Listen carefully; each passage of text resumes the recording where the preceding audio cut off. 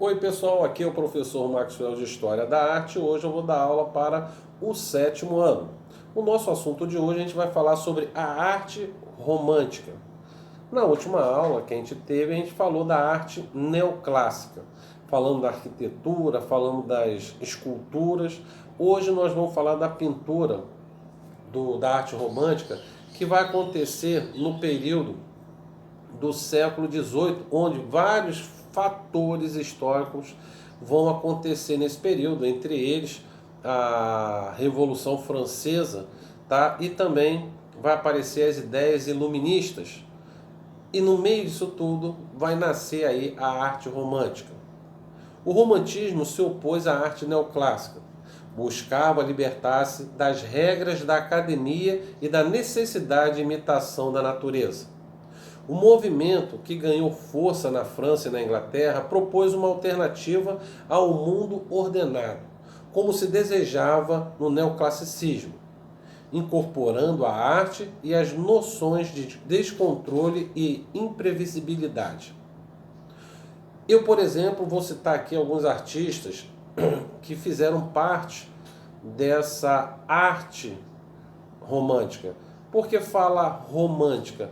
Porque normalmente eles retratavam, às vezes, fatos históricos, coisas que simbolizam um sonho de se realizar, como alguns artistas vão retratar alguns fatos históricos, tá?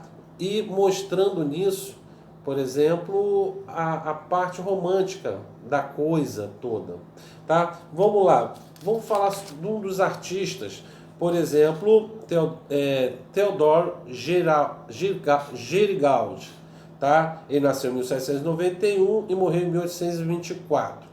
Para vocês terem a ideia, ele vai pintar um dos pintar um dos quadros mais famosos dele, que é a Balsa de Medusa, que realmente era uma fragata francesa chamada Medusa, que ela vai vir a afundar. E o que ele vai fazer, o pintor Theodore? Ele vai querer saber o que aconteceu. Então, você vê aqui nessa pintura dele, que está na página 12, ele mostrando ali as pessoas sofrendo, lutando para sobreviver e algumas já entregando a morte. Mas aí o que vai acontecer? Ele vai, por exemplo, entrevistar pessoas que sobreviveram ao naufrágio. Ele vai chegar a fazer até uma jangada, certo? Com bonecos de cera, para retratar isso dentro do ateliê dele, para retratar esse fato histórico que aconteceu, tá? Teve até uma loucura que ele fez, que ele se amarrou ao mastro de uma embarcação um dia de tempestade, para ele sentir, certo? O que aquelas pessoas sentiram no naufrágio que aconteceu, tá? Então, é um artista que queria viver para tentar botar na sua pintura, né, uma coisa mais real possível. Então, realmente, esse é um quadro formidável, certo? Na qual, claro, a gente sabe que é uma tragédia, mas o lance, o romantismo nisso tudo é a luta desses homens que se unem para tentar sobreviver. Outro quadro também que está aí na página 13, de Eugène Delacroix. Ele, por exemplo, vai pintar esse quadro que é famosíssimo da Revolução Francesa, tá? A liberdade guiando o povo. A liberdade, ela está com os seios de fora, com a bandeira da França na mão, certo?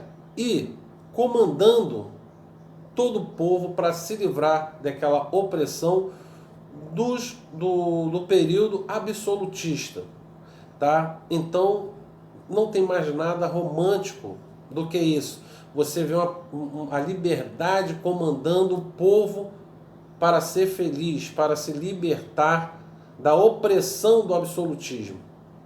Então, esses artistas, que são chamados de românticos, porque tudo que acontece existe assim como se não fosse uma coisa real. Claro que se a gente for ver, por exemplo, a Revolução Francesa, ela é uma coisa que ela tem um interesse de uma revolução burguesa.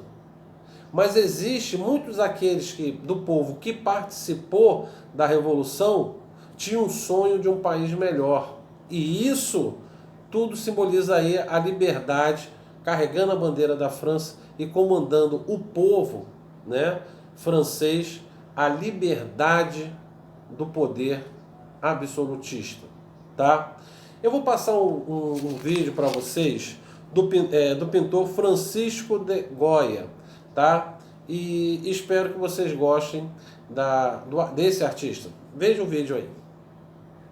O século das luzes também projetou suas sombras. Por um lado, o otimismo iluminista possibilitou grandes avanços nas áreas do conhecimento humano. E por outro, abriu caminho para os horrores da Revolução Francesa e das guerras napoleônicas. E nada representou melhor essa contradição que a obra de Francisco de Goya e Lucentis.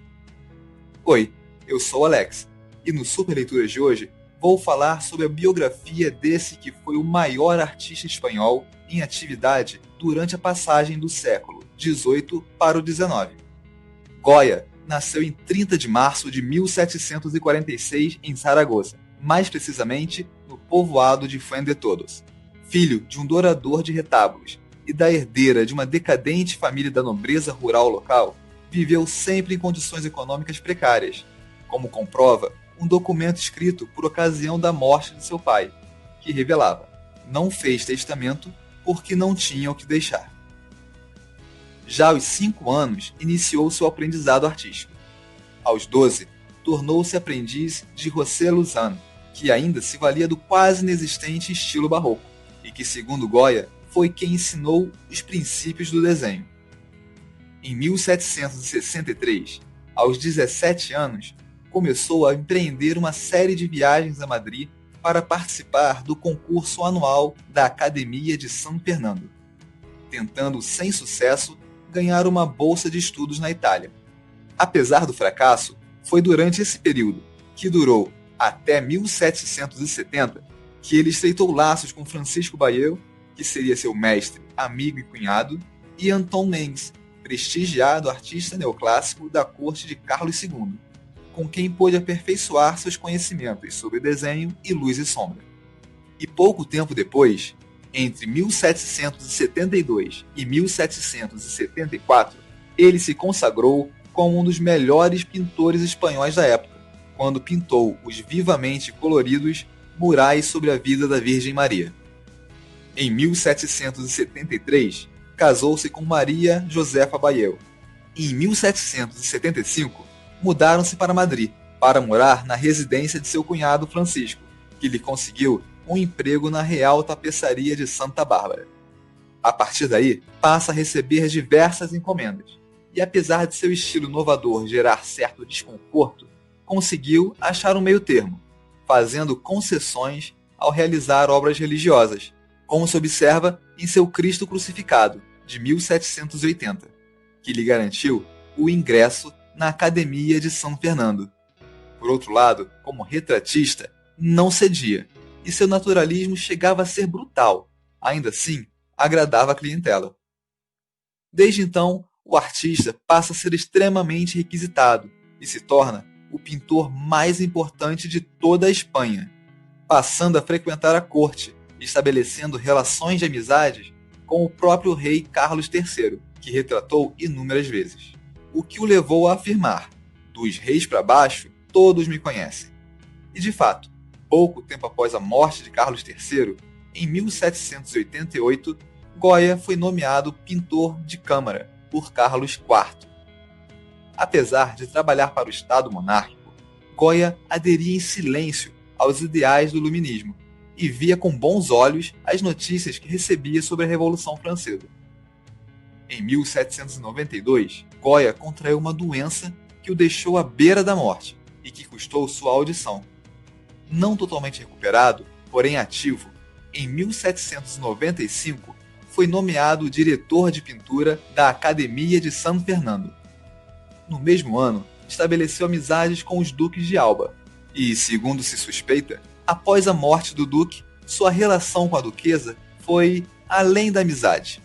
Sua paixão por ela foi provavelmente o que gerou duas de suas obras mais famosas, A Marra Desnuda e A Marra Vestida, pintadas entre 1801 e 1803. Em 1797, devido a complicações de saúde e diferenças de pensamento dentro da academia, onde propunha uma agenda baseada na liberdade criativa, Goya retirou-se para a Andalucia. Seu desejo por liberdade e introspecção forçada pela surdez deu origem ao período do Goya visionário. Livre das encomendas, o artista realizou uma série de águas fortes intituladas Os Caprichos, em que criticava duramente a sociedade, as superstições e a ignorância, tudo com um estilo escandalosamente inovador. A publicação das obras em 1799 revelou seu apreço pelos ideais iluministas e lhe rendeu uma denúncia no Tribunal da Inquisição, da qual seus bons relacionamentos o salvou. E nesse mesmo ano foi nomeado primeiro pintor de câmara, com um soldo absurdamente alto, o que só fez aumentar sua contradição interna. Durante esse período, o artista explorou sua originalidade ao mesmo tempo em que passou a se preocupar com temas sociais. Dessa vez, nem as obras religiosas escaparam de suas pinceladas soltas, ágeis e violentas, que passavam a se contrapor ao mundo da corte com o qual convivia e para o qual trabalhava. Em 1808, por ocasião da invasão francesa, foi encarregado de viajar a Saragoça para retratar as consequências da passagem das tropas napoleônicas. Mais uma forte dose de contradição. Ele defendia os ideais liberais do bonapartismo, queria o fim do absolutismo e da Inquisição, mas não podia tolerar o terror que os franceses impunham a seus compatriotas. Durante o reinado de José Bonaparte, irmão de Napoleão, Goya jurou fidelidade e permaneceu como pintor de câmara. E quando Fernando VII retomou o trono em 1814, permaneceu no cargo, mas sem gozar da amizade e da confiança do novo rei. Nessa fase, vemos as pinturas e gravuras que revelam a face escura, tanto dos defensores do antigo regime quanto dos liberais, satirizando os absurdos da Inquisição e as trevas que a ocupação francesa trouxe, em vez da tão esperada iluminação. São desse período a série de 80 gravuras, Os Desastres da Guerra e a icônica 3 de Maio em Madrid, que o artista fez questão de pintar mesmo 6 anos após o acontecimento, para ter o gosto de dizer eternamente aos homens para que não sejam bárbaros.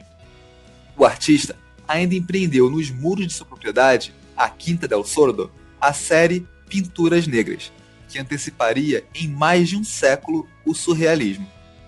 Em 1824, exilou-se na cidade de Bordeaux, fugindo da perseguição aos liberais em andamento durante o reinado absolutista de Fernando VII. Continuou produzindo maravilhas até a sua morte, em 1828, aos 82 anos de idade. Em sua longa e produtiva vida, Goya fez notar que nossas contradições internas são parte de nós, que na vida real não existem mocinhos e vilões, e que na guerra os dois lados sempre estão errados. Gostaria de... E aí, pessoal, viram o vídeo de Francisco de Goya? Realmente é um grande pintor, também desse período romântico, apesar dele ser espanhol, mas ele, dentro da sua pintura, ele também vai relatar, né, através das suas pinturas, aquela coisa romântica, aquela coisa que passa uma liberdade e um sonho também, tá? Por isso que a gente fala a arte romântica, tá? Então, pessoal, espero que vocês tenham gostado aí da arte romântica e acompanhem aí nas próximas aulas, que a gente vai falar um pouco mais sobre a arte romântica e falar mais de alguns outros artistas que fizeram parte desse período da história. Pessoal, um abraço e foi bom estar com vocês. Até a próxima videoaula. Tchau!